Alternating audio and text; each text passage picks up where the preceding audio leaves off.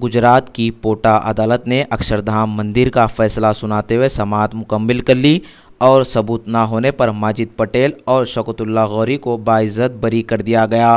5 सालों से साबरमती जेल में महरूस थे, जिन्हें अदालत ने बाइज्जत रिहा कर दिया।